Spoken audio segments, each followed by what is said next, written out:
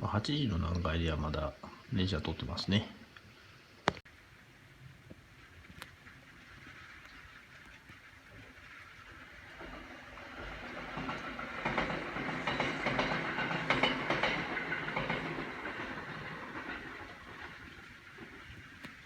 電車全然誰も乗ってない普通やでっちゅうのもあるかもしれんけ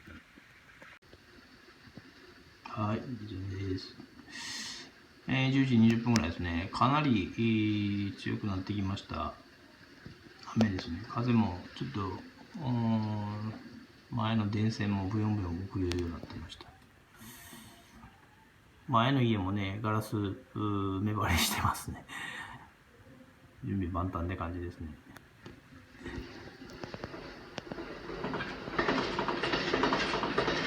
急行通ってますけど、まだ今のところね、いいみたいですけど、全然誰も乗ってないまあそろそろやろうな。いつ止まるかわからないしね。まあ、はい、そんな感じです。はい、10時20分です。ちょっとね、やっぱ雨が激しくなってきたね。まだそこまでは強くないけど、まあまあ、しっかり降ってるって感じですね。風もまだそこまで、まあ強いけど、トップレベルじゃないですね。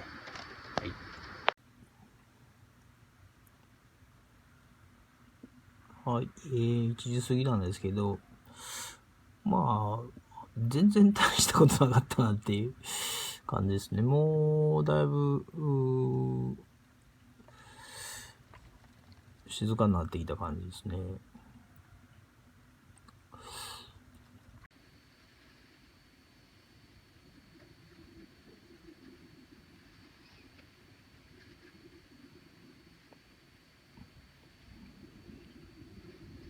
まあ、ちょっと風あるかな。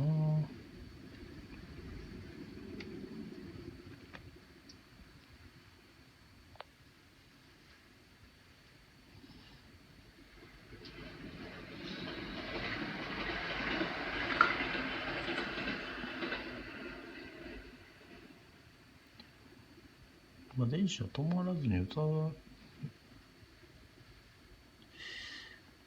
問題なさそうかね。伊勢の方はちょっとね、水没してるところがあるみたいやけど、はい、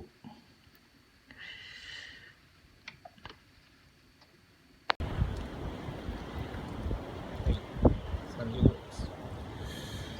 まあ、吹き返しっていうかね、風多少ありますけど、窓が開けれないことないんで、まあ、今これからなっていくのかなと思います。まあ、あんまり大したことなかったですね。よかったです。